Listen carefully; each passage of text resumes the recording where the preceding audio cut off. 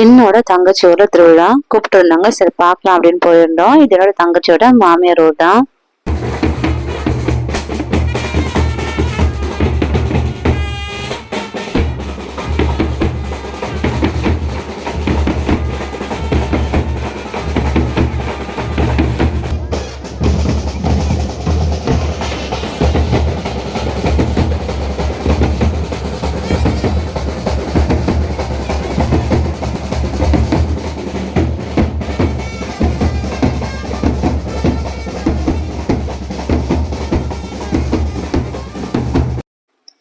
எந்த ஊர்ல வீரன் கோவில் திருவிழா நடக்குது, அதை பார்க்கலாம் தான் வந்து கூப்பிட்டு இருந்தாங்க. நான் வந்து எவ்வளவு வருஷம் என்ன கூப்பிட்டு இருக்காங்க, நான் வந்தது கிடையாது. இந்த வருஷம் சரி பார்க்கலாம் அப்படின்ட்டு நான் வந்து வந்திருந்தேன்.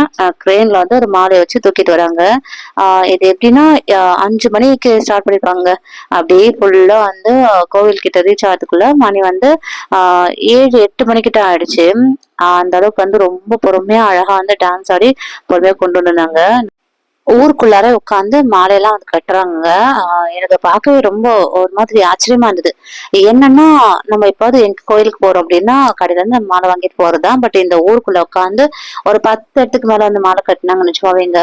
இந்த அளவுக்கு வந்து மாலை ஒரு 10 இடத்துல உட்காந்து கட்டுறாங்க. அப்ப பாத்துக்கோங்க எந்த அளவுக்கு மாலை இருக்கும் அப்படின்ட்டு. எல்லா மாலையுமே வரும்போது பாக்குறேன் ஃபுல்லாவே தீர்ந்து இருந்ததுங்க. எல்லாரும் மாலை வாங்கிட்டு வந்து சாத்துறாங்க.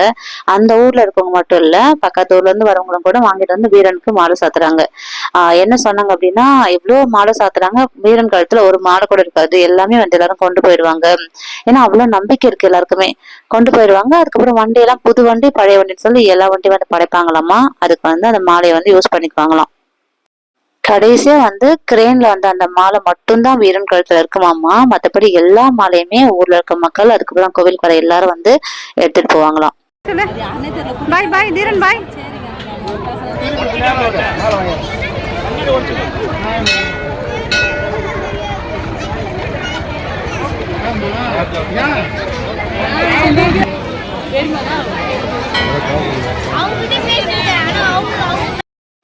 இவங்க தாங்க வீரன். அப்புறம் பக்கத்துல இருக்கவங்க தான் பொம்மை. இவங்களை பார்க்கதான் இவ்வளவு கூட்டம் வந்திருக்கு. மஞ்சள் கலர்ல பாக்கிறதுக்கு அழகா வந்து ஜொலிக்கிறாங்க. ஃபுல்லா வந்து மாலை தாங்க, சாமந்தி பூ மாலையில அழகா மங்களகரமா ஜொலிக்கிறாங்க. ஒரு சைடு வந்து பொங்கல் அப்படியே வச்சுட்டு இருக்காங்க. வச்சவங்களாம் வந்து சாமி கும்பிடுறதுக்கு ரெடி பண்ணி கொண்டு போறாங்க. புதுசா வந்தவங்க ஒரு சைடு பொங்கல் வச்சுட்டு இருக்காங்க.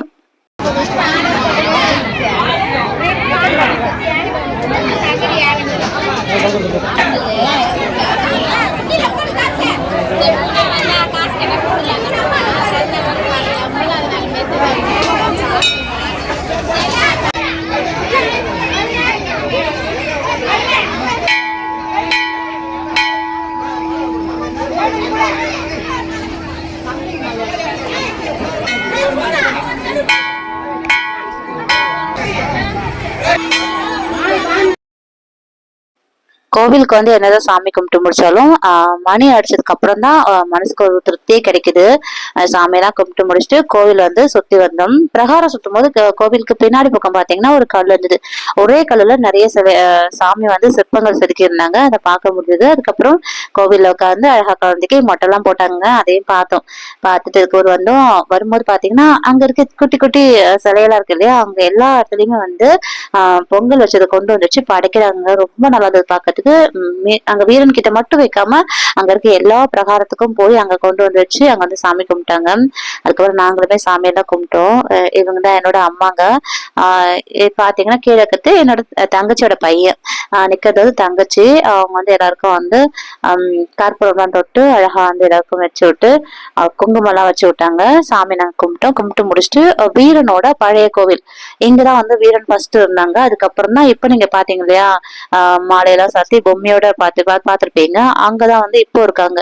இதுதான் வந்து பழைய இடம். எங்கேயுமே வந்து பொங்கல் வச்சுட்டு அதை கொண்டு வந்து வச்சு படைக்கிறாங்க. பாருங்க அழகா வந்து பொங்கல் வச்சு அதை கொண்டு வந்து இலையில வைக்கிறாங்க. பாருங்க இவ்வளவு நிறைய வச்சிருக்காங்க. இத்தனை பேரும் வந்து வீரனுக்கு வந்து வச்சிருக்காங்க. நான் இந்த அளவுக்கு வந்து பெருசா எங்கேயும் பார்த்தது கிடையாது. நம்ம கொண்டு போறோம்னா நம்ம சமைச்சிட்டு அந்த பாத்திரத்தோட விப்போம் வச்சுதான் சாமி கும்பிடுவோம். அதிகபட்சம் இவ்வளோத்தரும் வந்து எடுத்து வச்சு பண்றதெல்லாம் நான் பார்த்தது கிடையாது. பட் எல்லாரும் போய் அவங்க கையில சமைச்சது அவங்களே வந்து எடுத்து வீரனுக்கும் பொம்மைக்கும் வச்சுட்டு மனசார வந்து கும்பிட்டுட்டு அதுக்கப்புறம் வந்து வீட்டுக்கு போறாங்க. பார்க்கும்போது ஒரு மாதிரி ஹாப்பியா இருந்ததுங்க. ஃபர்ஸ்ட் டைம் நான் பாக்குறேன். பாருங்க, நீங்களே பாருங்க. கொண்டு வந்து ஒவ்வொருத்தவங்களும் ஏதோ ஒரு பெரிய நம்பிக்கையோட தானே வராங்க. என்ன சொல்றாங்கன்னா, வீரன் கிட்ட எதை வேண்டினாலும் கிடைக்கும், அது நடக்கும் அப்படிங்கிறாங்க. வீரன் வந்து இதை பாக்குற எல்லாருக்கும் வந்து நல்லது செய்யட்டும் அப்படின்ட்டு நான் வேண்டிக்கிறேன். பக்கத்துல ஒரு கத்திரிக்காய் தோட்டமா, கத்திரிக்காய் இருக்குது. காயெல்லாம் இருக்கு.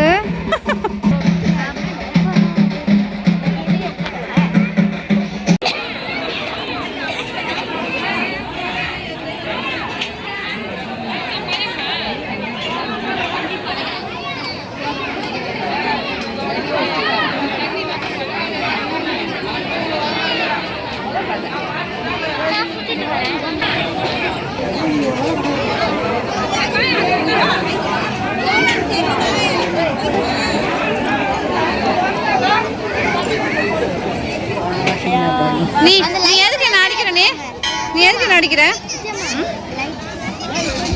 குதிரை சாமி குதிரை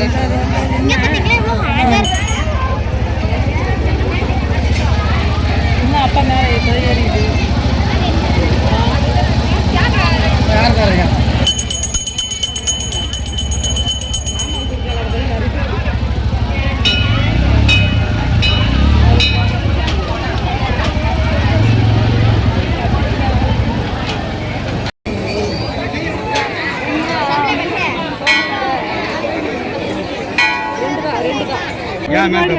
பிரியாணின்னு கூடிய ஏமாத்திட்டு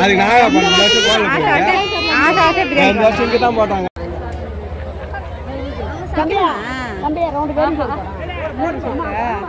அப்ப இன்னொரு இடம் அம்மாவுக்கு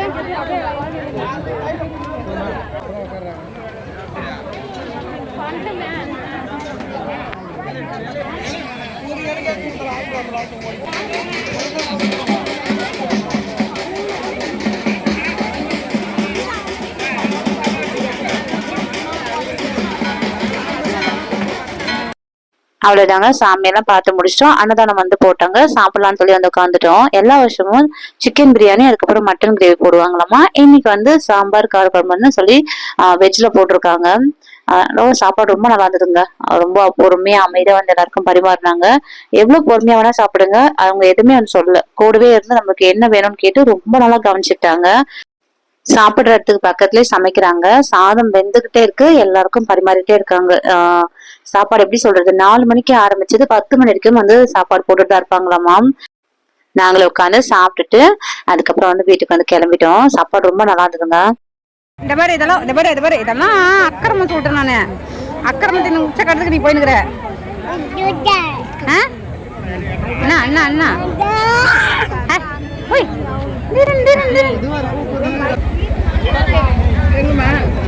மாமா வராரு. 5 மணிக்கு கிளம்பின மாலை 7:30 மணி இருக்கும். அப்பதான் வந்து கோவில்கிட்ட ரீச் ஆயிருந்து. மாலை எல்லாருமா சேர்ந்து எடுத்துட்டு போறாங்க வீரனுக்கு சாத்துறதுக்காக. அவ்வளவுதாங்க, நாங்க பார்த்துட்டு வீட்டுக்கு வந்து கிளம்பிட்டோம். திருவிழா ரொம்ப நல்லா இருந்தது. பாருங்க எவ்வளவு பெரிய மாலை பாருங்களேன். எல்லாருமா சேர்ந்து அழகா ஒத்துமையா வந்து எடுத்துட்டு போறாங்க வீரனுக்கு வந்து போடுறதுக்காக.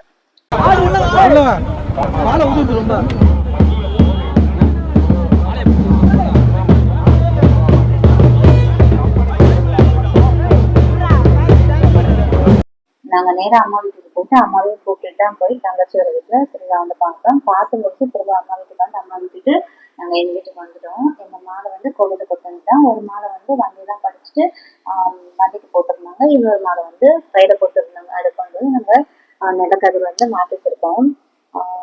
அவ்வளவுதாங்க. என்னையதே வந்து ரொம்ப சூப்பராக இருந்தது. இந்த திருவிழா விளாக் நீங்க பார்த்துட்டு நினைக்கிறேன். வீடியோ உங்களுக்கு மறக்காம சப்போர்ட் பண்ணுங்க. இந்த வீடியோ பார்க்கலாம்.